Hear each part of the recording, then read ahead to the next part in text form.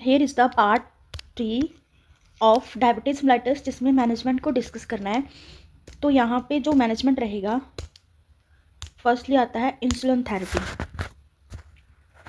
तो insulin therapy में हमने उसके पहले टाइप्स देखने की कौन कौन सी टाइप्स होती हैं। जैसे इसमें हमारे पास 4 टाइप्स आती हैं, इसे हम रसल से याद रख सकते हैं। एक हमारे पास आती है रैपिड, दूसरी आती है शॉर्ट एक्टिंग, फिर इंटरमीडिएट, और उसके बाद आती है लॉन्ग एक्टिंग। तो ये 4 टाइप्स हैं इंसुलिन की, जिसको हमने डिस्कस करना है।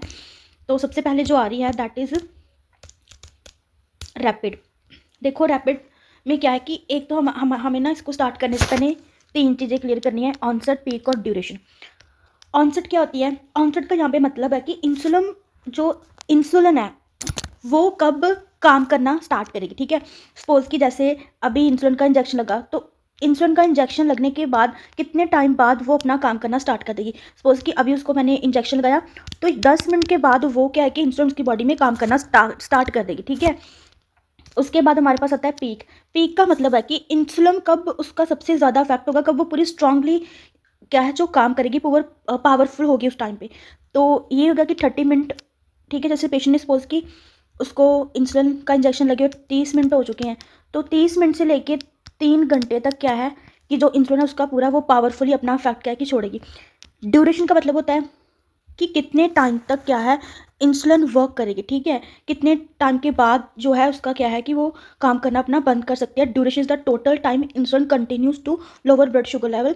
कहने का मतलब कि कितने टाइम तक वो जो शुगर का लेवल है उसको कंट्रोल करके रख सकती है। तो यहाँ में हमें पहले पढ़नी है जो that is a rapid acting insulin. तो रैपिड एक्टिंग नाम से ही क्लियर है कि जो रैपिड एक्टिंग है वो क्या है कि बहुत फास्टली काम करेगी। जो रैपिड एक्टिंग इंसुलिन होती है इसकी जो कैरेक्टरिस्टिक्स हैं वो क्या है कि ये बड़ी जल्दी क्या है कि काम करना स्टार्ट कर देती है। वेरी फास्ट क्या है कि एक्ट करना, जैसे देखो लगाने के बाद ही 10 मिनट बाद ही ये क्या कि अपना काम करना स्टार्ट कर देती है। और इसका इफेक्ट भी क्या है कि काफ़ी अर्ली, हमें इसका जो स्ट्रॉन्ग इफेक्ट है वो भी काफ़ी अर्ली देखने को मिलता है। इसमें जो एग्जाम्पल्स हमें देखने को मिलती हैं दैट इज़ हमें LA याद रखना है। हमें क्या याद रखना है? LA। रैपिड की जब भी बात चलेगी रसल में, जैसे हमने पीछे मैंने बोला कि आप इसको रसल से याद रख सकते हो, तो रसल में जो R है उसमें हमें रैपिड में क्या होगा कि LA याद रखना है, लिस्प्रो एंड अस्पार्ट। ठीक है, इसको हम दूसरा लिस्प्रो को दूसरा हम अलोग और इसको अस्पार्ट को नोवोलोग भी बोलते हैं। तो ये LA हमें इसकी एग्जाम्पल याद रखनी है। ठीक है, और क्या है कि देखो जो रैपिड इंसुलिन है उसको हम खाने से पहले देते हैं। क्यों खाने से पहले देते हैं? कि जैसे ये क्या करते हैं कि देखो हमने फूड खाया, आपने क्या किया, आपने फूड खाया, तो फूड खाने के उसी टाइम बाद क्या कि ग्लूकोज बनना स्टार्ट हो जाती है। तो इसलिए हम इसको फूड खाने से पहले ही पेशेंट को क्या करेंगे कि हम खाना खाने से पहले पेशेंट को इंसुलिन का इंजेक्शन दे देंगे कि जो खाना खाने के बाद ग्लूकोज का लेवल राइज होने वाला है उसको क्या ये कंट्रोल कर रही। तो रैपिड इंसुलिन क्या है कि वो मैच कर लेती है, उसको कंट्रोल कर देती है आफ्टर फूड जो ग्लूकोज बनेगा। ठीक है, उसके बाद दूसरा इसमें नर्सिंग कंसल्टेशन क्या देखने को मिलती है कि हम इसको कभी कभार क्या करते हैं इंटरमीडिएट और लॉन्ग एक्टिंग के साथ भी इसको क्या है कि हम इसको यूज़ कर सकते हैं। हम इसको इंटरमीडिएट और लॉन्ग एक्टिंग के साथ क्यों यूज़ करेंगे? कंट्रोल करने के लिए। जैसे बिटवीन मील्स मतलब कि जैसे हमने ब्रेकफास्ट किया उसके बाद लंच है, तो इन बिटवीन इस जो शुगर ग्लूकोज बनना है कि ब्रेकफास्ट के बाद और लंच से पहले, या लंच के बाद और नाइट के खाने से डिनर से पहले, तो इन बिटवीन जो मील के जो भी शुगर का लेवल होगा उसको कंट्रोल करने के लिए हम क्या करते हैं इसको इनके साथ भी यूज़ कर लेते हैं। अब देखो रैपिड की हमें जो ऑनसेट दे रखी है वो 10 से 30 मिनट है। ठीक है, इंजेक्शन लगाया, अभी मैंने इंजेक्शन लगाया उसके तुरंत 10 से 30 मिनट बाद इसका ऑनसेट स्टार्ट होगा। ठीक है, और 30 से 3 घंटे के बीच बीच में ये कहाँ पहुँच जाएगी? पीक में। और 3 से 5 घंटे तक इसका असर रहने वाला है बॉडी में। ठीक है, तो ये थी रैपिड की कहानी। उसके बाद दूसरा क्या था? एक तो था रैपिड, ऐसे क्या था हमारा शॉर्ट एक्टिंग। शॉर्ट एक्टिंग का दूसरा नाम क्या है हमारे पास? Regular insulin. क्या है हमारे पास? Regular insulin. अब रेगुलर इंसुलिन की हमारे पास जो एग्जाम्पल हमने याद रखनी है वो है HN।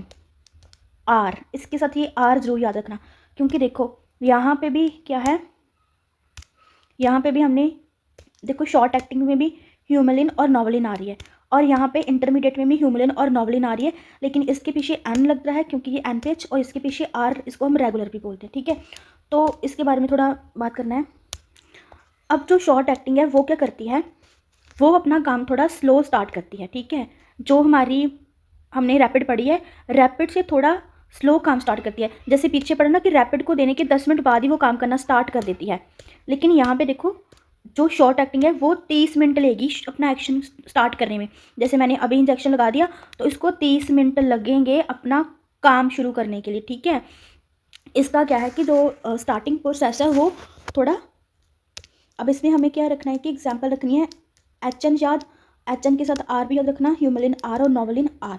उसके बाद जो ये है, देखो जैसे रैपिड को हम कब दे रहे थे, रैपिड को हम दे रहे थे खाना खाने से पहले, है ना। जैसे सपोज अभी मैंने खाना खाना है तो उसके तुरंत थोड़ी देर पहले ही, कुछ ही सेकंड्स पहले हमने पेशेंट को खाना खिला देना, कुछ ही मिनट्स पहले। लेकिन यहाँ पे देखो, यहाँ पे क्या है, यहाँ पे उल्टा होगा। यहाँ पे हम क्या करते हैं कि जो तुम्हारी शॉर्ट एक्टिंग है उसको खाना खाने से पहले, ठीक है, मील के 30 मिनट पहले देना है। अब ऐसा क्यों, सपोज कि मील्स देने हैं पेशेंट को, उसके 30 मिनट पहले ही इस इंजेक्शन को हमने उसको लगा देना है। जबकि रैपिड में हम खाना खाने से ठीक पहले पेशेंट को इंजेक्शन दे रहे थे, लेकिन यहाँ पे मील्स के 30 मिनट पहले, क्योंकि ये काम क्या है कि स्लो स्लो करती है, ठीक है। तो सपोज कि तुमने मील के साथ ही इसको दे दिया, उसके थोड़ा पहले दे दिया, तो इसको तो टाइम लगेगा ना काम करने में, लेकिन मील तो अपना उस टाइम ग्लूकोज बनानी स्टार्ट कर देगा, अपना काम शुरू कर देगा। तो यहाँ पे हमने क्या करना है कि फूड शुगर तो राइज हो जाते हैं फूड में, क्या है कि जैसे वो फूड खाएगा तो ग्लूकोज एग्जैक्टली आफ्टर उसके क्या है कि ईटिंग के बाद बनना स्टार्ट कर देगी। लेकिन इसका काम तो 30 मिनट बाद स्टार्ट होना, तो हम इसको 30 मिनट पहले ही दे देंगे, सो दैट कि जब हम खाना खाएं तो हमारे पास इंसुलिन हो, उस टाइम पे इसका एक्शन स्टार्ट हो जाए, और जो फूड के बाद वाली ग्लूकोज बनने वाली है उसको ये क्या कर ले, कंट्रोल कर ले, ठीक है। सो स्लो एंट्री इसकी क्या रहेगी। नेक्स्ट हमारे पास आ रहा है, उसके बाद आ रही है इंटरमीडिएट इंसुलिन, जिसको हम NPH भी बोलते हैं।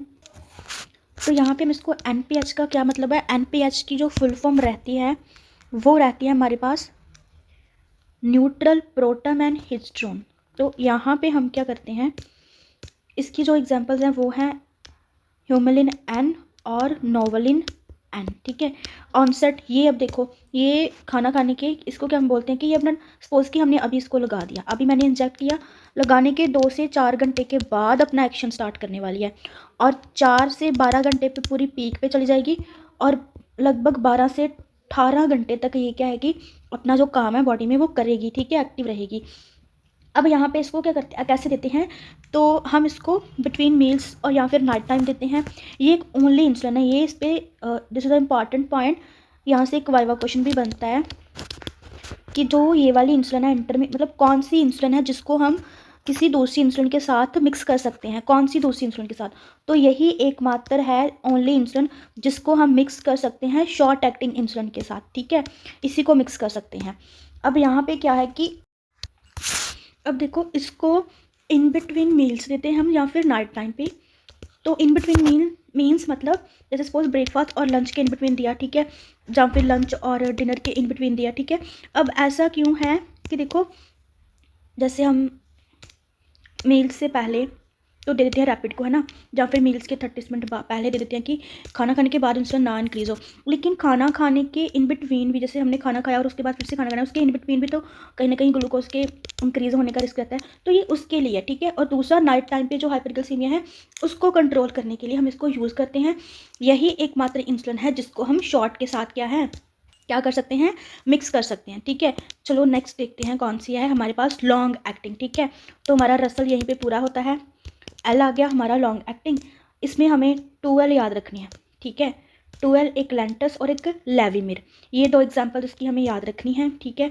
इसको क्या है कि देखो ये काम कब स्टार्ट करती है, इंजेक्शन लगाने के 1-2 घंटे बाद इसका एक्शन स्टार्ट होगा, इसका कोई पीक नहीं होता है, और ये 16 से 24 घंटे तक इसका असर रहता है, ठीक है। इसलिए हम इसको क्या है कि ओनली, ठीक है, वंस आर डेली ही हम इसको देते हैं, रोज़ सेम टाइम पे। सपोज कि आज अगर मुझे 11 बजे सुबह इंसुलिन गई है तो कल भी मुझे 11 बजे ही जाएगी, ठीक है, क्योंकि 24 घंटे तक इसका असर रहता है, ठीक है। तो हम इसको क्या है कि पूरे के पूरे एक दिन में क्या है कि एक बार ही देते हैं, ठीक है, 24 घंटे बाद देंगे, रोज़ देंगे एक बार, और उसी टाइम पे सेम टाइम पे हमने इसको देना।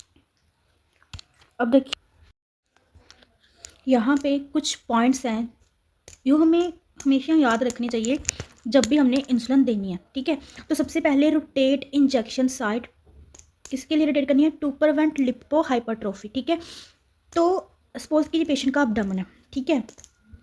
सपोज ये है पेशेंट का नीचे अबडमन है, ठीक है। अब हम इसको इंजेक्शन दे रहे हैं, तो रोज़ एक ही साइड पे, जैसे यहाँ दे रहे तो रोज़ यहीं नहीं देना, इस साइड को ऐसे रोटेट करना है, ठीक है। रोटेट करके ही हमने देना है, क्योंकि अगर एक ही साइड पे आप यहाँ पे देते रहोगे तो यहाँ पे फैट अकोमोडेट हो जाएगी, फैट की ग्रोथ हो जाएगी, जिसको हम लिपो हाइपरट्रॉफी बोलते हैं। तो इस चीज़ को प्रिवेंट करने के लिए हमें रोटेट करके जो है वो क्या है, इंजेक्शन लगाना है। ऐसे हमने साइड को रोटेट करना है और फिर इंजेक्शन लगाना है, ठीक है। उसके बाद हमने एजुकेट करना है पर्सन को, ठीक है। हमने क्या करना है, पर्सन को एजुकेट करना है। हमने इस पेशेंट को क्या बोलना है कि आप भी सीखो, इसको भी टीच करना है कि इंसुलिन खुद कैसे लगाते हैं, सो दैट ये सेल्फ भी इंजेक्शन लगा सके, ठीक है। देन हमने सबकुटेनियसली 90, जैसे आपकी स्किन है तो 90 डिग्री पे इंजेक्शन देगी। लेकिन अगर आपका पेशेंट थिन है, दुबला पतला है, तो उसको 45 डिग्री पे हम लगाएंगे, ठीक है। अब ये यहाँ पे एक इम्पॉर्टेंट बात आ गई, ठीक है। इसको मान के चलो कि ये वाइवा का और एमसीक्यू का क्वेश्चन भी हो सकता है। जब भी हमने इंसुलिन को मिक्स करना है, जैसे मैंने पीछे बताया था कि हम शॉर्ट एक्टिंग को और इंटरमीडिएट को मिक्स कर सकते हैं। मान लो ये एक वाइल है और ये एक वाइल है, ये है शॉर्ट एक्टिंग की, जो कि जिसमें क्लियर इंसुलिन होती है, ठीक है। ये है हमारी इंटरमीडिएट की, जिसमें क्लाउडी इंसुलिन होती है, ठीक है। अब देखो, सपोज कि इंजेक्शन जो है हमने फिल करना है, अगर मैं पहले क्लाउडी में अगर मैं फिल करूँगी, अगर मैं पहले क्लाउडी में फिल करके फिर अगर मैं शॉर्ट में जाऊंगी, तो ये क्लियर वाली क्लाउडी से कंटामिनेट होने के चांसेस हैं, ठीक है।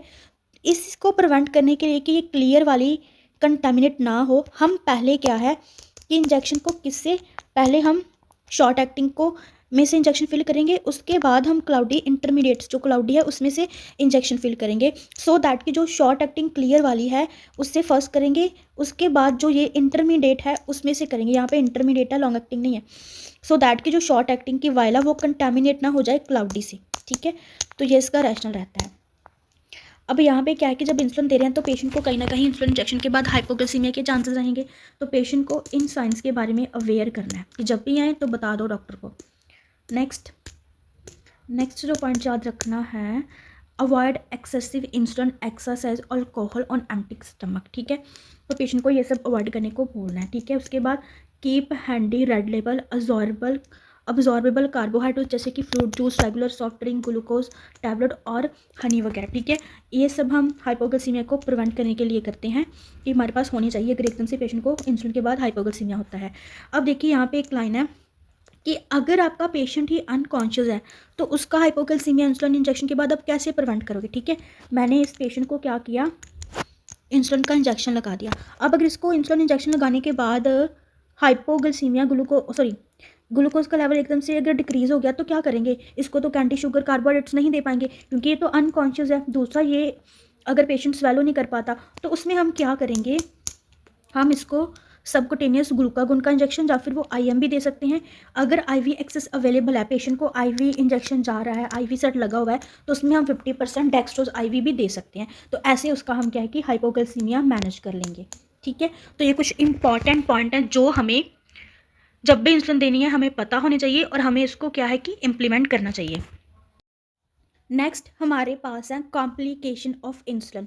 तो यहाँ पे क्या होगा, एक सोमोगी फिनोमिना देखने को मिलता है और एक डाउन फिनोमिना। देखो, जो सोमोगी फिनोमिना है उसमें क्या होता है, सपोज कि रात को हमने क्या किया, पेशेंट को 9 बजे हमने उसको क्या दिया, 9 बजे पेशेंट को इंसुलिन की डोज दी, ठीक है।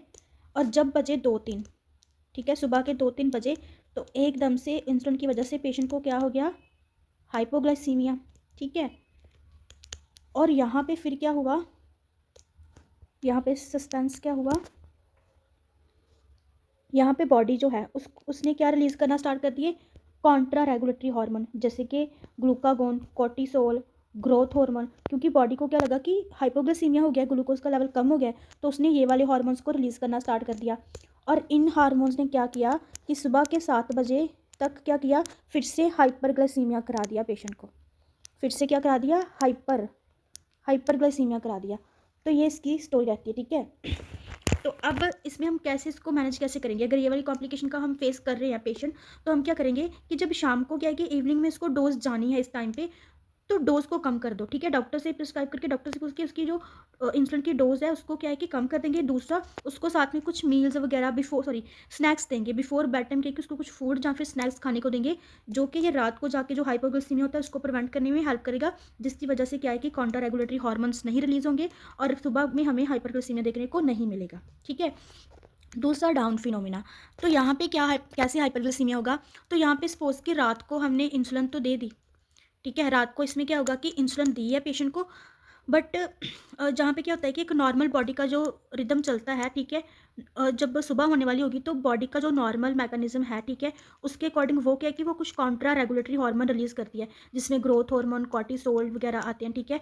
तो वो सब क्या कर देंगे, वो सब मिलके फिर से 5-8 बजे के करीब क्या कर देंगे, हाइपरग्लाइसीमिया कर देंगे, ठीक है। देखिए, इसमें कोई हाइपोग्लाइसीमिया नहीं हो रहा है, इसमें बस इंसुलिन की जो सेंसिटिविटी है वो सेल्स में क्या है कि कम हो जाती है जब सुबह की तरफ बढ़ती है, सुबह होने वाली होती है, तो काउंटर रेगुलेटरी हार्मोन्स रिलीज होना स्टार्ट कर देते हैं और इंसुलिन की सेंसिटिविटी जो है वो कम हो जाती है टिश्यूज़ में, जिसकी वजह से सुबह हमें हाइपरग्लाइसीमिया देखने को मिलता है। तो इसमें मैनेजमेंट कैसे होगा, एक तो इंसुलिन की डोज को इंक्रीज़ करेंगे, दूसरा हम चेंज कर सकते हैं इसके टाइम को, एडमिनिस्ट्रेशन करने के टाइम को ही हम क्या कर देंगे, चेंज कर देंगे, ठीक है। तो ये 2 मेन कॉम्प्लिकेशन जो हैं वो रहती हैं, ठीक है। यहाँ पे हम इंसुलिन एडमिनिस्टर, देखो हम एक तो इंजेक्शन के थ्रू भी इंसुलिन को एडमिनिस्टर करते हैं, दूसरा आजकल इंसुलिन पंप भी आ गए हैं, देन उसके बाद जेट इंजेक्टर। तो इंसुलिन पंप में क्या होता है कि ये ऐसे एक क्या है कि एक स्मॉल इलेक्ट्रॉनिक डिवाइस है जो कॉन्टीन्यूसली इंसुलिन क्या है कि बॉडी को देता है 24 घंटे, ठीक है, थोड़ी थोड़ी रिलीज करता रहता है। तो यहाँ पे क्या है कि pump worn outside the body, जैसे ये, ठीक है, बेल्ट जैसा, पॉकेट जैसा यहाँ पे आपको दिखाई दे रहा होगा, ठीक है। ये क्या है कि हमारी देखो बॉडी के साथ ये कनेक्टेड है थ्रू द प्लास्टिक ट्यूब, ठीक है। ऐसी एक ये ट्यूब है, जैसे यहाँ पे ये ऐसी एक ट्यूब देखने को मिल रही है, इस ट्यूब के साथ है, और इसके एंड में नीडल जो टेफ्लॉन कैनुला है वो लगा होता है, जो हमारे सबक्यूटेनियस के अंदर क्या है कि इंसर्टेड की गई है, ठीक है। तो यहाँ पे ये कैसे होगा, इंसुलिन पंप से ये पंप से ट्यूब में जाएगी, ट्यूब के बाद कैनुला में और हमारे सबक्यूटेनियस टिश्यूज में चली जाएगी, ठीक है। तो ऐसे ये पंप क्या है काम करते हैं। उसके बाद देखो ये जेट इंजेक्टर ऐसा वाला आ गया, ठीक है। तो यहाँ पे नीडल फ्री इंसुलिन हम डिवाइस यूज़ कर रहे हैं, यहाँ पे नीडल की जगह क्या है, हाई प्रेशर हम यूज़ कर रहे हैं, ठीक है। इंसुलिन जो है वो हमारी बॉडी में कैसे पुश होगी, थ्रू द स्किन, जब वो एक्सट्रीमली फाइन जेट स्प्रे उस पर पड़ेगी, ठीक है। तो बस इसको ऐसे अंदर करना है, तो क्या है कि जो इंसुलिन है वो हमारे एंटर हो जाएगी सबक्यूटेनियस टिश्यूज़ में, बिना हमारी स्किन को क्या है कि नीडल के साथ पंचर किए बिना। तो ये हम जेट इंजेक्टर भी यूज़ करते हैं। तो यहाँ पे हमारे हाइपोग्लाइसीमिक एजेंट हैं कुछ जो हम ऑरली देते हैं। फर्स्ट जो है वो है क्लासिफिकेशन बिग गुनाइड्स की, ठीक है। यहाँ पे हम मेटाफॉर्मिन को डिस्कस करेंगे। तो जो मेटाफॉर्मिन है वो यूजली फर्स्ट मेडिकेशन है जो टाइप 2 डायबिटीज़ के लिए हम प्रिस्क्राइब करते हैं। और देखो टाइप 2 में हमें पता है कि टाइप 2 में इंसुलिन होती है लेकिन वो वर्क नहीं प्रॉपरली करती, ठीक है। उसकी सेंसिटिविटी टिश्यूज़ के लिए डिक्रीज़ हो जाती है। अब इसने काम कैसे करना है, एक तो जो लीवर ग्लूकोज को प्रोड्यूस कर रहा है ये उसको कम करेगी, दूसरा ये क्या करेगी, जो इंसुलिन सेंसिटिविटी है बॉडी के लिए उसको इम्प्रूव करेगी, ठीक है। कुछ नर्सिंग कंसिडरेशन है विद रैशनल। तो यहाँ पे हमने अगर पेशेंट का कोई रेडियोग्राफिक टेस्ट प्लान्ड है, ठीक है, विद आयोडीन कंट्रास्ट के लिए, तो हमने इसको 48 आवर्स पहले ही स्टॉप कर देना है क्योंकि यहाँ पे लैक्टिक एसिडोसिस का रिस्क रहता है। दूसरा, पेशेंट को बोलना है कि वो अगर उसको मेटाफॉर्मिन चल रही है तो साथ में विटामिन B12 और फॉलिक एसिड के सप्लीमेंट्स ले क्योंकि इसकी डेफिशिएंसी हो जाती है। तीसरा, हमने मेडिसिन को कभी भी क्रश या च्यू नहीं करना क्योंकि जब एकदम ये वाली मेडिकेशन है ना, ये ड्रग क्या है कि स्लोली धीरे धीरे क्या है कि रिलीज़ होती है। तो हम अगर एकदम से इसको क्या है कि क्रश कर देंगे तो क्रश करने से क्या है कि पूरी डोज एक ही बार में रिलीज़ हो जाएगी और अचानक से ब्लड में इसका लेवल क्या है कि हाई हो सकता है, ठीक है। तो इस वजह से इसको कभी क्रश और च्यू नहीं करना। दूसरा, हमारे पास कैटेगरी है सल्फोनिल यूरिया की, ठीक है, जिसमें हमें 4G याद रखनी है, ग्लाइब्यूराइड, ग्लिम्पिराइड और ग्लाइकाजाइड, ठीक है। ये काम कैसे करेगी, एक तो स्टिमुलेट करेगी इंसुलिन के रिलीज को पैनक्रियास के। देखो जो सल्फोनिल यूरिया है इसका याद रखना कि ये पैनक्रियास को ये पीपी करेगी, पीपी क्या करेगी, पैनक्रियास को पुश करेगी कि वो इंसुलिन को रिलीज़ करें ज़्यादा से ज़्यादा, ठीक है जी, इसके लिए पुश करती है। तो यहाँ पे क्या है कि इंसुलिन बहुत रिलीज़ करवाएगी जी, जिसकी वजह से हाइपोग्लाइसीमिया का रिस्क रहता है। तो हमें क्या है कि हाइपोग्लाइसीमिया के साइंस को मॉनिटर करना है, ठीक है। एक तो ये स्टिमुलेट करेगी इंसुलिन रिलीज को, दूसरा ये ब्लड शुगर लेवल को डिक्रीज़ करेगी, बहुत ही ज़्यादा डिक्रीज़ कर सकती है। तीसरा ये क्या है कि इंसुलिन की सेंसिटिविटी को इंक्रीज़ करेगी टिश्यूज़ के लिए, ठीक है। अब देखो यहाँ पे हाइपोग्लाइसीमिया का हमने मॉनिटर करना है, बट यहाँ पे क्या, यहाँ पे ये क्या, एक बात, जो बीटा ब्लॉकर्स है ना, सपोज कि अगर पेशेंट को बीटा ब्लॉकर मेडिसिन चल रही हैं, ठीक है, अगर पेशेंट को क्या है कि बीटा ब्लॉकर मेडिसिन चल रही हैं और साथ में हम उसको ये सल्फोनिल यूरिया भी दे रहे हैं, तो सम टाइम क्या होता है, ये बात ध्यान से देखना। यहाँ पे जो लाइन है ना कि beta blocker can mask tachycardia uh की सिम्टम ऑफ हाइपोग्लाइसीमिया, तो सपोज कि पेशेंट को सल्फा भी चल रहा है और साथ में अगर वो बीटा ब्लॉकर ले रहा है, तो देखो अब जो सल्फोनिल यूरियस की वजह से उसको हाइपोग्लाइसीमिया हो रहा था, ठीक है, जो भी उसके सिम्टम आते हैं, सम टाइम अगर पेशेंट सपोज कि उसको बीटा ब्लॉकर भी साथ में चल रहे थे किसी और कंडीशन की वजह से, तो ये बीटा ब्लॉकर क्या कर देते हैं, कैन मास्क, यानी कि जो हाइपोग्लाइसीमिया के सिम्टम है, टैकीकार्डिया का, हाइपोग्लाइसीमिया का मोस्ट इंपॉर्टेंट जो सिम्टम टैकीकार्डिया है, उसको छुपा लेते हैं, उसको हाइड कर लेते हैं, ठीक है। कहीं ना कहीं ये इसका रहता है कि वो उसको क्या है कि ऑब्जर्व नहीं होने देते, हमें पता ही नहीं चलता फिर कि उसको हाइपोग्लाइसीमिया है कि नहीं। सो इस कंडीशन में अगर उसको साथ में बीटा ब्लॉकर्स भी चल रहे हैं, तो हमें क्या है कि ज़्यादा कॉशियस रहना पड़ता है हाइपोग्लाइसीमिया के लिए। हमें बार बार क्या है कि हाइपोग्लाइसीमिया को मॉनिटर करते रहना है, हमने इस पर डिपेंड नहीं रहना कि पेशेंट को अगर टैकीकार्डिया होगा तो ही मतलब है कि उसका ब्लड ग्लूकोज लेवल कम है। हमें बार बार उसका जो है कि टाइमली हमने जो ग्लूकोज का लेवल क्या है वो चेक करते रहना है, क्योंकि अगर उसको बीटा ब्लॉकर्स भी वो पेशेंट ले रहा है किसी और कंडीशन के लिए, ठीक है, तो उससे क्या है कि ये सिम्टम कहीं ना कहीं हाइड हो जाते हैं, ठीक है, ये उसको कवर अप कर लेता है बीटा ब्लॉकर, तो इस वजह से, ठीक है। यहाँ पे अगर एक मैं थोड़ा सिंप्लीफाई करके लॉजिक बताऊँ ना, तो देखो थोड़ा कॉम्प्लिकेटेड कभी कभी समझ नहीं आता, एक बार और बताती हूँ कि सपोज कि पेशेंट सल्फोनिल यूरिया ले रहा था, ठीक है, वो ले रहा है डायबिटीज़ के लिए, ठीक है, साथ में सपोज कि उसको कोई और कंडीशन के लिए बीटा ब्लॉकर भी चल रही है मेडिसिन, ठीक है। तो जैसे मैंने कहा कि सल्फोनिल यूरिया क्या है कि वो हाइपोग्लाइसीमिया करती हैं, ठीक है। तो देखो जब बॉडी में जो शुगर कम होती है, बॉडी में जब शुगर कम होगी ना, हाइपोग्लाइसीमिया होगा, उससे क्या होता है कि हमारा एड्रीनालाइन हार्मोन क्या है वो रिलीज़ करती हैं, ठीक है, जो कि एक डेंजर सिग्नल है, जिससे क्या है कि एकदम से हार्ट रेट इंक्रीज़ हो जाएगी, ठीक है, पेशेंट को स्वेटिंग होगी, क्या होगी, पेशेंट को स्वेटिंग होगी, ठीक है, उसको कहीं ना कहीं उसको ट्रेमर्स आएंगे, ठीक है, जैसे उसके हाथ कांपेंगे, ट्रेमर्स आएंगे, ठीक है, ये सब सिम्टम आएंगे, ठीक है। बट यहाँ पे क्या हो रहा है, दूसरी कंडीशन में सपोज कि एड्रीनालिन की वजह से ये सारे इफेक्ट आ रहे थे, लेकिन अगर वो किसी और कंडीशन के लिए बीटा ब्लॉकर भी ले रहा है, तो इस कंडीशन में क्या होता है कि बीटा ब्लॉकर एड्रीनालिन के इफेक्ट को ब्लॉक कर देता है। बीटा ब्लॉकर क्या करेगा कि शुगर कम होने की वजह से जो एड्रीनालिन क्या है कि रिलीज हो रहा था और जिसकी वजह से हमें ये सिम्टम देखने को मिल रहे थे, बीटा ब्लॉकर भी अगर पेशेंट ले रहा है तो उस वजह से ये क्या है कि एड्रीनालिन के इफेक्ट को ब्लॉक कर देगा। अब अगर इसको ब्लॉक कर देगा, उसका नाम ब्लॉक कर दिया, तो क्या है कि एड्रीनालिन का इफेक्ट कम हो जाएगा, जब गायब हो जाएगा, ठीक है। तो हमें क्या है कि कहीं ना कहीं सीन ही नहीं होंगे सिम्टम हाइपोग्लाइसीमिया के, ठीक है। पेशेंट को हाइपोग्लाइसीमिया होगा लेकिन हमें उसके सिम्टम देखने को नहीं मिलेंगे, क्योंकि एड्रीनालिन को ब्लॉक कर दिया, तो ये हार्ट रेट टैकीकार्डिया हमें देखने को ही नहीं मिलेगा, ठीक है, जिसकी वजह से हमें और भी कॉशियस रहना पड़ता है कि अगर साथ में बीटा ब्लॉकर भी चल रहे हैं तो हमें क्या है कि समटाइम क्या है कि हम सिर्फ सिम्टम देखते हैं कि पेशेंट को हाइपोग्लाइसीमिया के सिम्टम आ रहे हैं कि नहीं आ रहे हैं ना, कि सपोज कि हमने सिर्फ अगर उसको हार्ट रेट ही चेक कर रहे हैं कि ये तो बिल्कुल नॉर्मल है, तो हम सोचते हैं कि उसको हाइपोग्लाइसीमिया नहीं है, लेकिन यहाँ पे हमें वो वाली गलती नहीं करनी है एज अ नर्स। हमें क्या है कि बार बार हमें प्रॉपर मशीन से क्या है कि ग्लूकोज को चेक करते रहना है, क्योंकि बीटा ब्लॉकर समटाइम क्या है कि हाइपोग्लाइसीमिया के सिम्टम को क्या है कि छुपा देते हैं, पता ही नहीं चलने देते, तो यहाँ पे नर्सेस को और भी कॉशियस रहने की नीड रहती है, ठीक है। दूसरा, अब यहाँ पे हमने क्या है कि इसको खाना खाने के 30 मिनट पहले ही हमें इसको दे देना है, ठीक है। और इंस्ट्रक्टर क्लाइंट को हमने इंस्ट्रक्ट करना है कि अगर उसको सल्फोनिल यूरिया मेडिसिन चल रही है तो वो कभी भी इसके बिटवीन अल्कोहल ना ले, अवॉइड करे अल्कोहल को, क्योंकि ये बिल्कुल डाइसल्फर लाइक रिएक्शन क्या है कि कॉज करती है, ठीक है। जब डाइसल्फर मेडिसिन चल रही होती है तो डाइसल्फिरम के साथ अगर अल्कोहल लेते हैं तो जो तब रिएक्शन सिम्टम हमें देखने को मिलते हैं, तो इसमें भी अगर वो पेशेंट इसके साथ भी अल्कोहल लेता है तो हमें वही वाले सिम्टम देखने को मिलते हैं। और इस मेडिसिन को देने के लिए ना हमारा पैनक्रियाज अच्छे से काम करना चाहिए, अगर पैनक्रियाज हमारा अच्छे से काम नहीं कर रहा तो ये मेडिसिन क्या है कि अपना काम नहीं करेगी। उसके बाद आते हैं ग्लीनाइड्स, ठीक है। तो ग्लीनाइड्स क्या करेंगे, ये शॉर्ट एक्टिंग है, ठीक है। इसमें जो एग्जाम्पल है वो RN याद रखना है, रिपाग्लाइनाइड और नेटिग्लाइनाइड, तो इसके पीछे नाइट लग रहा है, ठीक है, इससे याद रख सकते हैं हम नाइट्स, ठीक है। तो ये क्या करते हैं कि fast insulin boost only for meals, ठीक है। तो ये पैनक्रियास को क्या है कि ये भी कहीं ना कहीं पैनक्रियास से इंसुलिन को रिलीज़ करती है। इसका बहुत ही फास्ट एक्टिंग और शॉर्ट ड्यूरेशन रहती है देन द सल्फोनिलूरियास, ठीक है। इसको हम खाने से 15-30 मिनट पहले देते हैं पेशेंट को, और अगर सपोज कि पेशेंट ने मील्स नहीं लिए हैं तो हम उसको ये मेडिसिन की डोज भी क्या है कि स्किप कर देंगे, नहीं देंगे। यहाँ पे हाइपोग्लाइसीमिया क्राइसिस हमें इसमें भी देखने को मिलता है। उसके बाद हमारे पास आते हैं अल्फ़ा ग्लूकोसाइडेज इनहिबिटर, जिसमें हमें पीजी याद रखना है, दैट इज़ प्रीकोसग्लाइसेट, ठीक है। तो ये क्या करते हैं कि ये स्लो डाउन कर देती है कार्बोहाइड्रेट जो है उसकी अब्जॉर्प्शंस को, ठीक है। इंटेस्टाइन में उसकी अब्जॉर्प्शंस को कम कर देती है कार्बोहाइड्रेट्स को, जिसकी वजह से ग्लूकोज नहीं बढ़ेगा और हाइपरग्लाइसीमिया नहीं होगा, ठीक है। उसके बाद इसमें हमें जो नर्सिंग कंसल्टेशन है हमें जे डिस्कम्फर्ट देखने को मिलता है, ठीक है। हम पेशेंट को डेक्सट्रोज दे सकते हैं अगर उसको हाइपोग्लाइसीमिया हो रहा है तो इस केस में।